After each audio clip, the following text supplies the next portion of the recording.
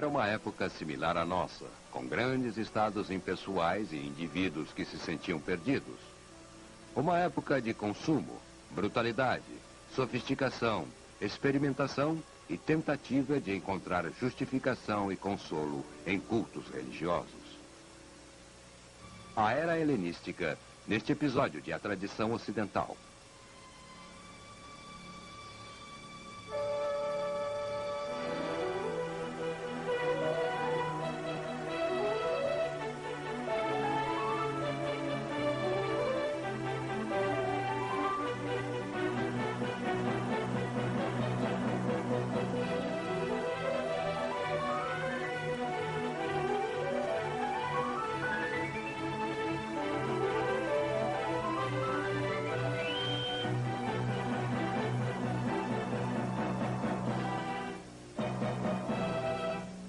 E agora o professor da Universidade da Califórnia, Eugene Weber, em sua jornada através da história da civilização ocidental.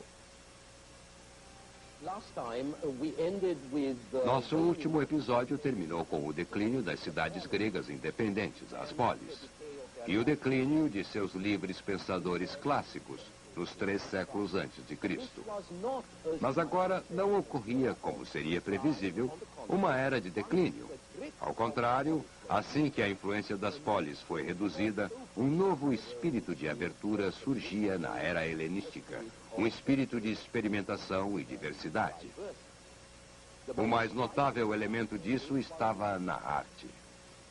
Os artistas do período clássico impuseram padrões que iam muito além das mudanças e decaimento que fazem parte da vida. Mas os artistas da era helenística tentaram aplicar as qualidades humanas que sofrem mudanças e a variedade da vida.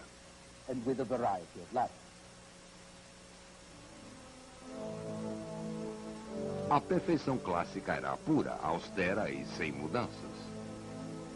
Os artistas do período clássico e pré-clássico da Grécia buscaram formas que poderiam ser vistas como eternas e ideais, calmas e fixas em sua perfeição.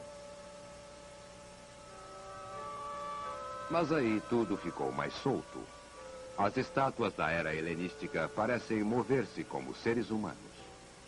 Elas expressam emoções humanas. Elas buscam maior realismo, movimento e sensualidade. Esta é a arte de uma sociedade que está satisfeita consigo e não quer imitar deuses ou heróis. Fortuna não está mais entronada em rígida majestade. Ela senta-se como uma mulher normal.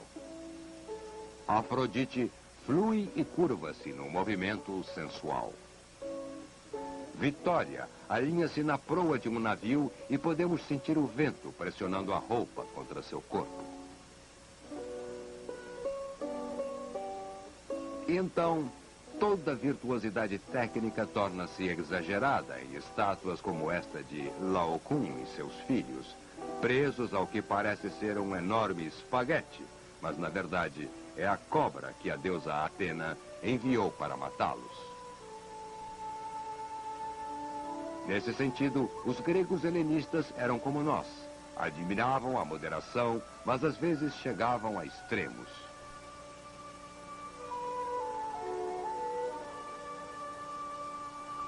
Mas embora esta arte, com seu toque barroco e caráter grotescamente açucarado, seja menos admirada que as anteriores, ela é mais natural, mais dramática e dinâmica. E também é mais inclinada a referências históricas.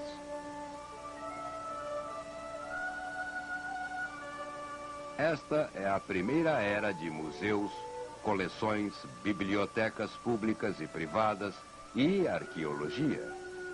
Aquilo que alguns consideram uma época de fragmentação e alienação num estado impessoal, outros apreciam como a maior independência numa sociedade mais aberta e menos restritiva. A polis decreta que a arte sai, o indivíduo determina que a arte entra. Há retratos em bustos e pinturas que não são idealizados, mas sim imitam a vida. Há paisagens e naturezas mortas que teriam sido irrelevantes na época dos deuses e das polis. E agora, o centro da vida literária não é Atenas, mas sim Alexandria, que produz a especulação psicológica com biografias e autobiografias.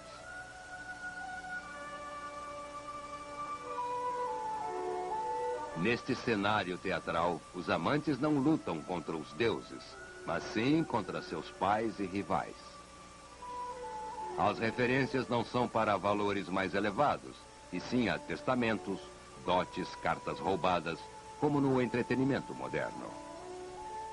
O público também deseja finais felizes, e não apenas a sombria inevitabilidade das desventuras na tragédia grega clássica. Há um mercado mais amplo para a arte agora, e maior variedade no gosto popular. É menos grandioso, menos nobre do que aquele do V ou VI século antes de Cristo. Ele espelha uma sociedade mais vulgar, insegura, tensa, excitada, mas com mais vida como a nossa. Outro aspecto familiar do mundo helenístico é que a experiência social do indivíduo passa de uma escala humana acessível, em que era possível afetar o ambiente, se desejado, para uma sociedade fragmentada e despersonalizada. Se você queria ter uma boa vida, não poderia mais seguir Platão, que disse: façamos uma boa sociedade. A boa sociedade faz bons homens, e bons homens têm boas vidas. E se você queria ter influência no mundo, não poderia mais ficar apenas em sua polis, porque as cidades tinham uma importância cada vez menor. Você deveria servir um dos grandes reis que governavam a Macedônia, Egito ou Síria. Estes reis governavam tantos povos diferentes que foram praticamente forçados a assumir a tradição oriental do Rei Deus, pois somente isso poderia unir tantos diferentes territórios, tribos e cidades. Mesmo os reis menores tinham pretensões que seguiam o conceito divino de Alexandre. Mas tais pretensões eram totalmente opostas aos valores gregos, e um lado tinha que ceder. E se não fossem os reis, seriam os gregos.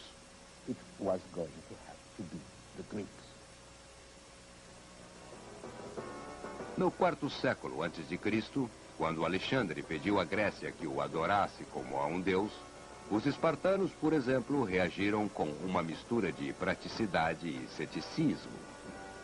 Se ele quer ser um deus, disseram, deixem que ele seja um deus. É fácil ver aonde isso levou, analisando Antíoco I, um rei helenista do primeiro século antes de Cristo. Quando ele construiu sua tumba em Nemrodag, que hoje fica na Turquia, Antíoco cortou o topo de uma montanha de 2.500 metros de altura, substituindo-o por seu túmulo, um edifício com mais de 100 metros de altura, com colossais estátuas de deuses gregos e persas, e bem ao centro fincou seu trono, um deus entre deuses. Hubris, em tal escala, era uma quebra radical da tradição grega de moderação. Também ofendia as ideias gregas de dignidade do homem livre, sujeito apenas às leis da polis. Mas os dias das cidades autônomas haviam chegado ao fim. Agora o poder estava com os reis.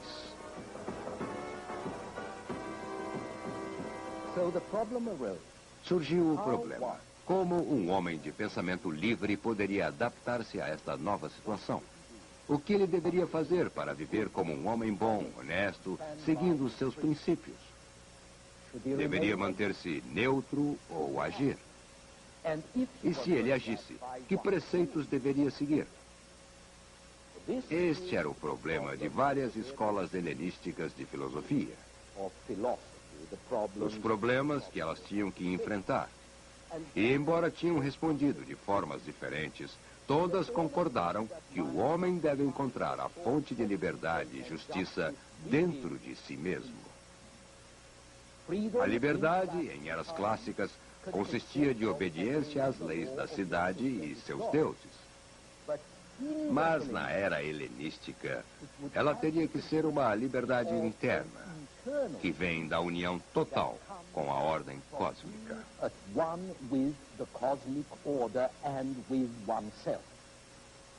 O homem sábio é livre, mesmo que seja um escravo, se souber restabelecer e reter sua liberdade eterna.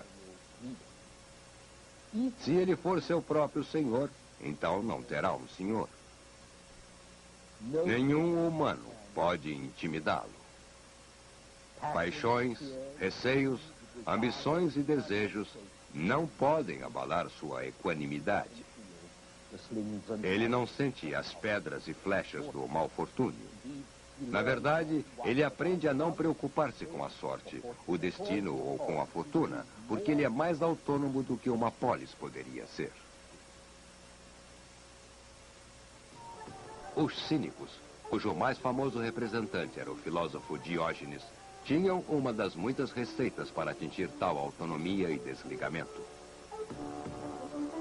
Essencialmente, os cínicos acreditavam em ser pobre, rude e não convencional, cair fora da sociedade, evitar a família e qualquer tipo de propriedade e mendigar para sobreviver. O próprio Diógenes vivia num barril ou em qualquer abrigo que pudesse achar nas ruas de Atenas. Esta é uma interpretação do século XVI sobre uma famosa história de Diógenes em que Alexandre pergunta se pode fazer algo pelo velho.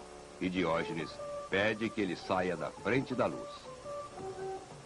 Esta é uma forma de evitar o destino, desistir de tudo e ser rude com os outros. Outra forma é evitar as pessoas e o mundo, exceto por algumas boas almas e as coisas essenciais necessárias a uma vida civilizada. Evite a dor, a preocupação e as ansiedades que acompanham os interesses mundanos. Procure apenas o prazer. A palavra hedonismo é derivada da palavra grega para prazer, mas não os prazeres vulgares da carne, e sim a satisfação que vem com a paz de espírito. Esta era a doutrina do filósofo Epícoro, que viveu de 341 a 270 a.C. Como sua doutrina recomendava o abandono do mundo, nunca teve grande influência política ou histórica. O maior rival de Epicuro foi Zeno, que viveu de 335 a 263 a.C. É significativo que, enquanto Epicuro ensinava sua doutrina num jardim particular, Zeno lecionava num espaço público, uma estora como esta. E o estoicismo, o nome da filosofia de Zeno, refere-se mais a temas públicos que o epicurismo, porque ensina que a liberdade interna vem da harmonia com a ordem universal. Entenda a ordem cósmica, diz Zeno. Compreenda o desejo soberano do universo. Então, submeta-se a ele e você será livre.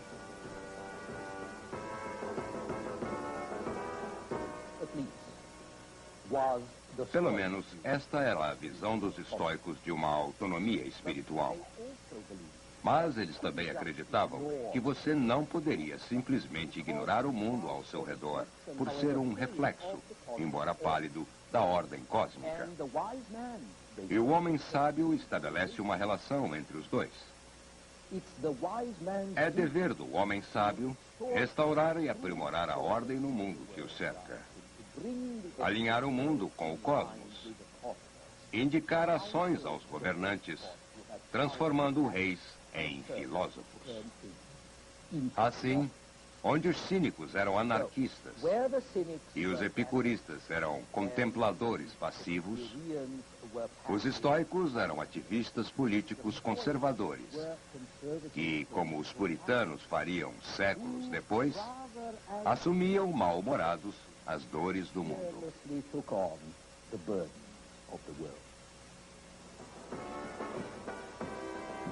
Mas, por mais relutante que pareça o estoico, sua filosofia é positiva, porque ele ensina que uma ordem superior governa o mundo e que é dever do homem bom respeitar os valores nobres que são sua maior recompensa.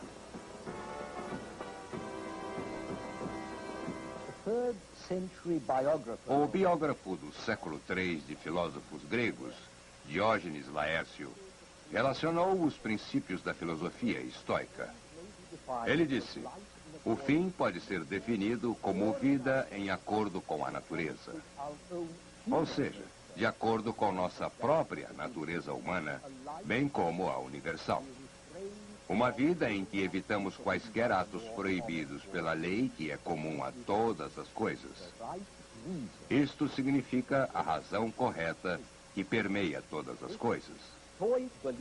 Esta crença estoica em uma lei moral da natureza e compreensão de todas as pessoas foi traduzida em termos legais romanos e tornou-se a sanção por detrás do governo em larga escala e foi passada à Idade Média e além disso.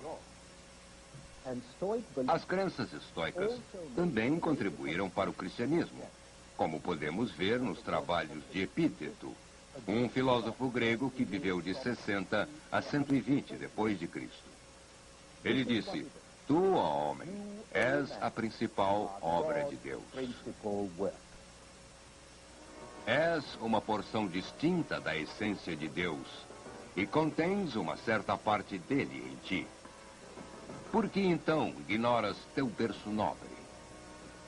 É dentro de ti que o levas e não percebes que o profanas com pensamentos impuros e atos sórdidos.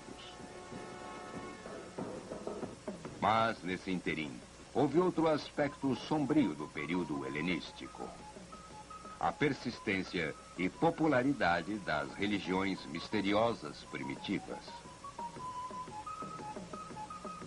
Estas mulheres participam de rituais dionisíacos. Somente os iniciados aprendem os segredos do mistério da vida e, assim, somente eles podem atingir a salvação. Não importa se um culto adorava Ísis ou Serapis no Egito, Mitras na Pérsia e outros, todos tinham algo em comum. Referiam-se ao indivíduo, não às polis. Nenhum deles aceitava a responsabilidade política e uniam as pessoas em comunidades de idólatras independentes da religião estatal. Os mais simples eram as religiões mais velhas, como este culto eleusínio aqui mostrado, ou os cultos dionisíacos. Este é o próprio Dionísio, o deus da fertilidade, vinho e drama. Em todos os cultos, um jovem rei aparece portando a primavera e um novo verão.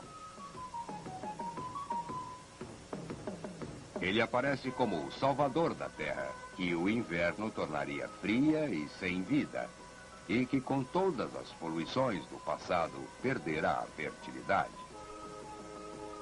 E por extrapolação, o jovem rei também é salvador e purificador da humanidade, de todos os tipos de males, trazendo uma nova era ao mundo.